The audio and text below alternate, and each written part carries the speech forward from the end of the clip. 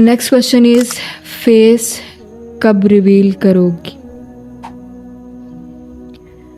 بیٹا یہ میری زندگی اور تمہاری زندگی میں تو ممکن نہیں ہے، مرنا پڑے گا. اچھے اعمال کرو، سی یو ان جنہ. آج کل جج کرنے کی نا اتنی گندی بیماری پھیلی ہوئی ہے کہ ہم لوگ بس ہر کوئی جو ہے وہ لگا ہوا ہے جج کرنے. کوئی چہرہ چھپا رہی ہے تو پرابلم ہے، کوئی چہرہ دکھا رہی ہے تو پرابلم ہے.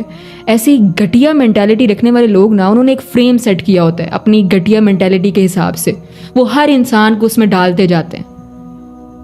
تو بس ایسے لوگوں کو جو ہے وہ اگنور کیا کریں، کیونکہ قرآن میں آتا ہے کہ وقالوا جاہلون سلاما، کہ جاہلوں کو نا بس دور سے سلام ہی کیا جاتا ہے کہ ٹھیک ہے بھائی لگے رہو تم اپنی میں.